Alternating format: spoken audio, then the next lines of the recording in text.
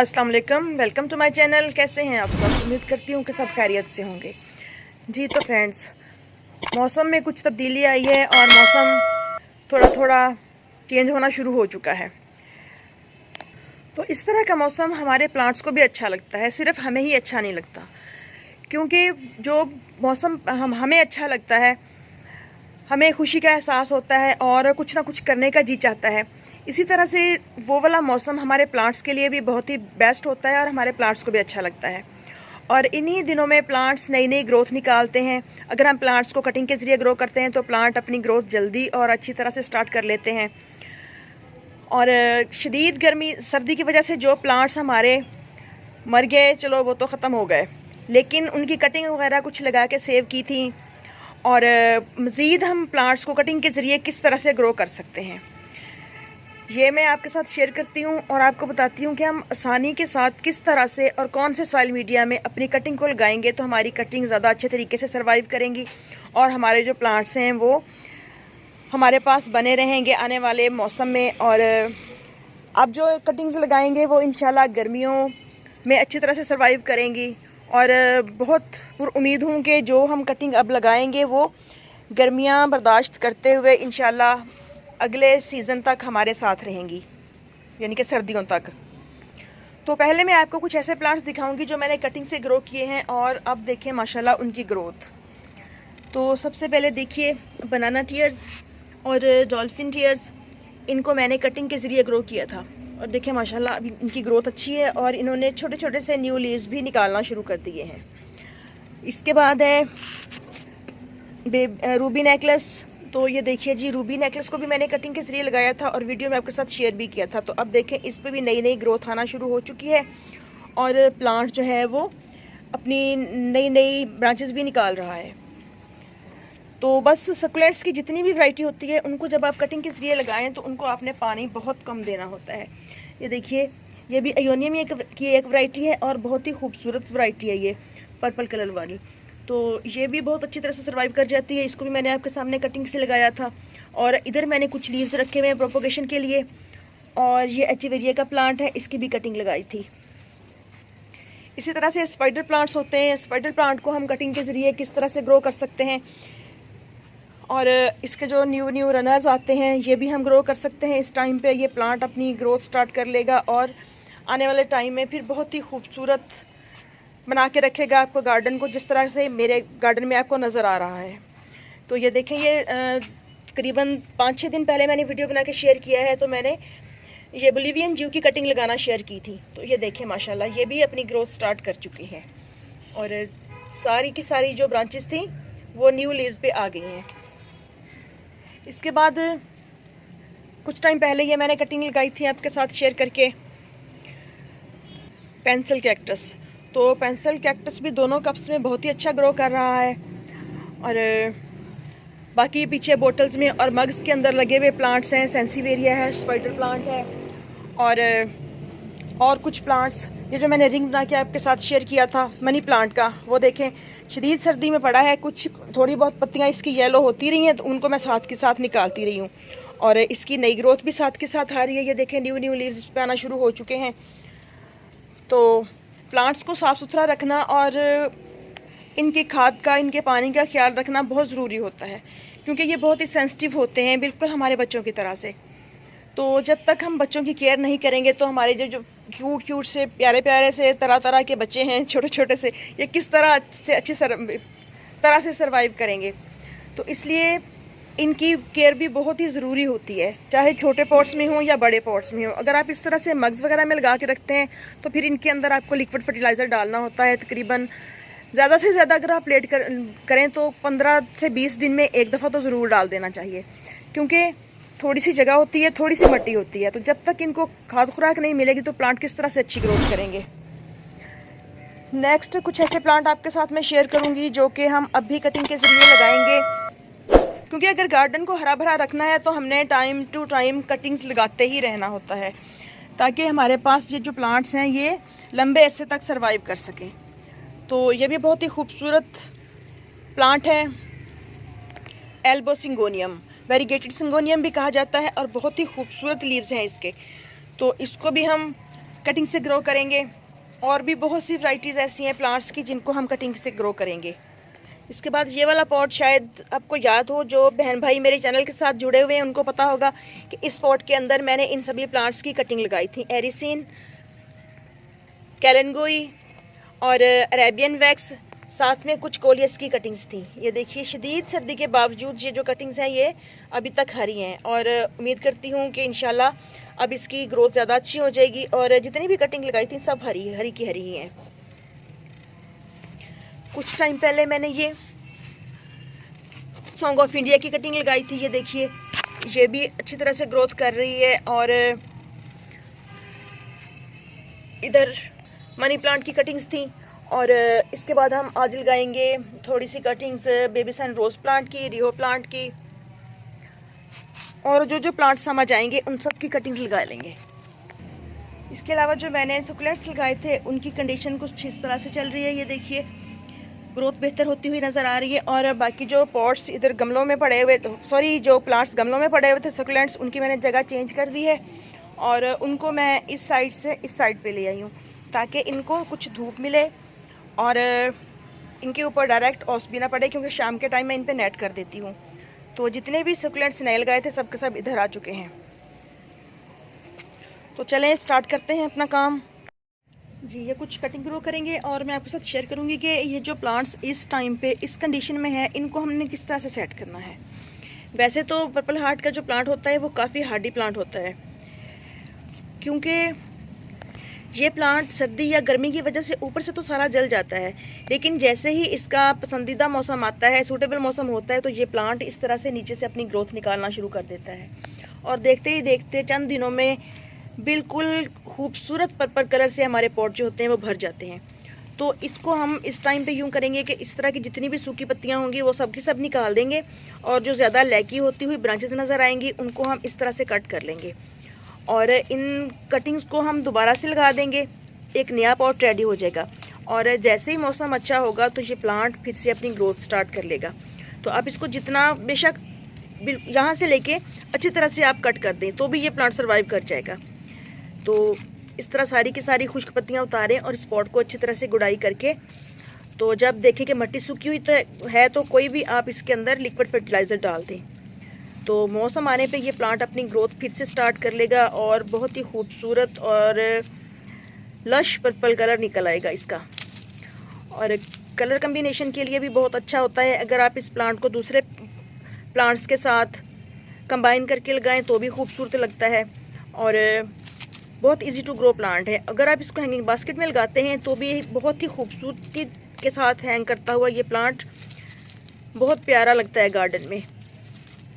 तो इस तरह से इसकी सारी की सारी ये जो पत्तियां हैं ये आपने रिमूव कर देनी है। तो इस तरह से बस मैं इस प्लांट को और ज़्यादा खाली नहीं करूँगी, यहीं पे छोड़ दूँगी। तो इसकी जो गुड़ाई वगैरह है वो कर देंगे साइड से अच्छी तरह से सारे को घुमा के ज़रा आपने तो इसको गुड़ाई कर देनी है। अब इस प्लांट की मिट्टी गीली है, जब सूखेगा तो फिर इसके अंदर मैं कोई भी लिक्विड फर्टिलाइज़र डालूंगी जो मैं ऑर्गेनिक यूज़ करती हूँ। और ये जितनी भी कटिंग्स निकली हैं चाहे तो आप इसी पॉट के अंदर साइड पे ग्रो कर दें, चाहे तो आप अलग से नया पॉट बना लें।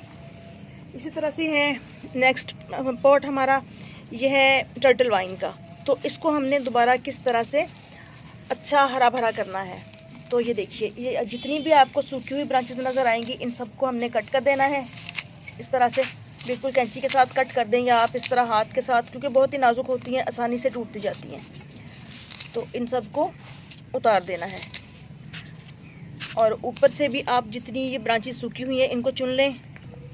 इस तरह से देखते देखते बिल्कुल ग्रीन पॉट निकल आएगा और जैसे ही मौसम थोड़ा सा चेंजिंग की तरफ आएगा तो ये और ज़्यादा अच्छा और ट्रेल करता हुआ आपको नज़र आएगा।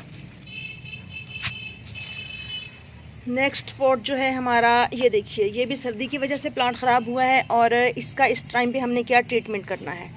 ये देखें, इसको यहाँ से आपको महसूस हो जाएगा कि जो पत्ते ऊपर से सूखते हुए नज़र आ रहे हैं कुछ तो डैमेज हैं, सर्दी की वजह से गल रहे हैं कोहरे की वजह से, और कुछ जो है वो नीचे से बिल्कुल ठीक हैं। तो इसको आप ऊपर से कट कर दें, इस तरह से लीव्स की सफाई कर दें ठीक से, और बाकी जो ज़्यादा डैमेज लीव्स हों उनको आप रिमूव कर दें प्लांट के साथ से इस तरह। और ये जो प्लांट का निचला हिस्सा है लीव का, यहाँ से इसको आप कट करके तो ग्रो कर सकते हैं। लीव के ज़रिए तकरीबन 1.5-2 माह लेता है ये प्लांट अपनी ग्रोथ स्टार्ट कर लेता है। सेंसीवेरिया की कोई सी भी वैरायटी हो, अगर आप उसको लीव प्रोपोगेशन के ज़रिए ग्रो करना चाहेंगे तो कोई भी मुश्किल नहीं होगी। बस ऐसे पॉट में लगाएं जहाँ पे आपने अपने परमानेंट प्लांट्स लगाए हुए हों, तो फिर इसकी एक्स्ट्रा देखभाल भी नहीं करनी पड़ती और ओवर वाटरिंग का भी ख़तरा नहीं होता।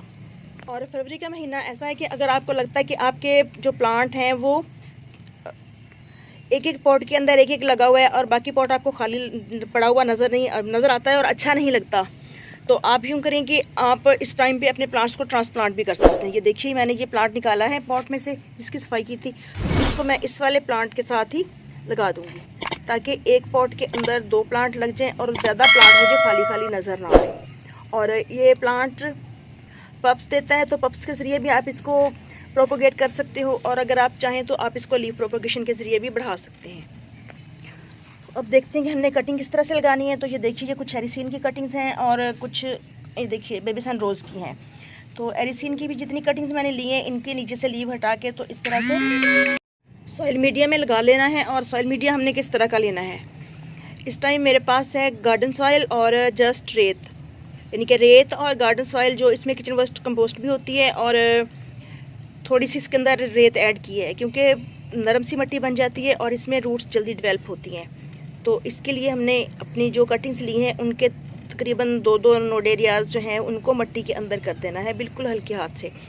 मिट्टी अगर सख्त हो तो फिर किसी भी चीज़ के साथ आप पेंसिल वगैरह के साथ या ओल्ड ब्रश के साथ इनके अंदर होल बना सकते हैं। तो इस तरह से करके इनको इस तरह से हमने प्रेस कर देना है मिट्टी के अंदर ताकि जो कटिंग है वो हिले ना अपनी जगह से।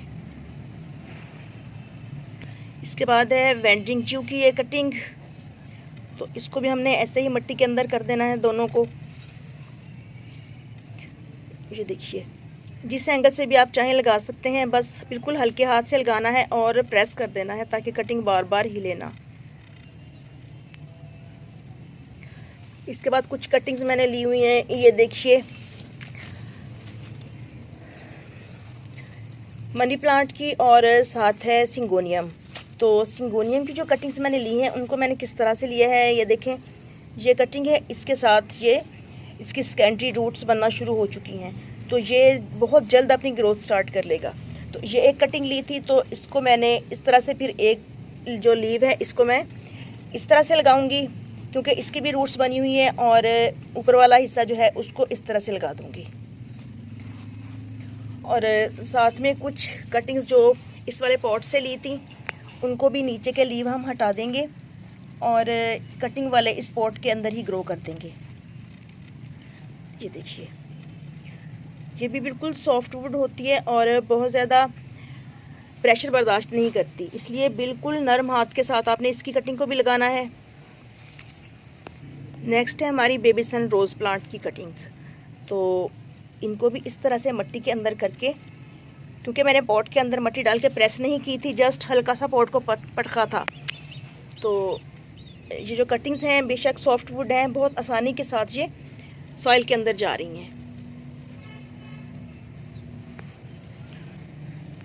और सेंसीवेरिया का ये एक लीव जो है ये बिल्कुल अच्छी हालत में है, ये देखिए नीचे वाला हिस्सा भी और ऊपर वाला भी। तो इसको हमने इस तरह से मिट्टी के अंदर कर देना है थोड़ा सा नीचे से और हल्के हाथ से प्रेस कर देना है।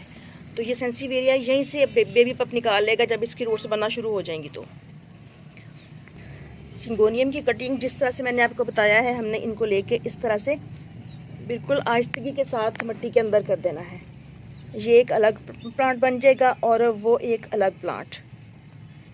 इसी तरह से इस साइड पे हम होल बनाएंगे और इसका जो ये वाला प्लांट है तीसरी कटिंग यानी कि इसको ग्रो कर देंगे।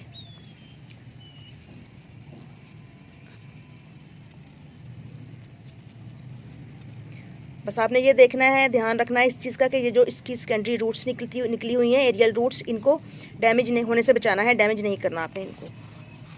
तो अब ये कुछ कटिंग्स हैं मनी प्लांट की, इनको ग्रो कर लेंगे इसी पॉट के अंदर।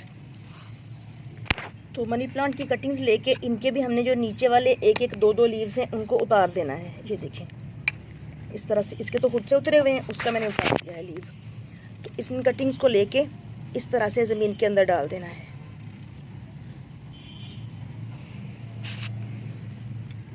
जिनके पॉट में लगा देना है आपने। तो ये बहुत ही अच्छा टाइम है कटिंग्स लगाने के लिए और आपके प्लांट्स को बढ़ाने के लिए और उनको हरा भरा रखने के लिए। तो आप भी अपने गार्डन में कटिंग्स लगाएं। जो भी आपके प्लांट्स हैं, जितने भी आपने रखे हुए उनको इंक्रीज़ करें।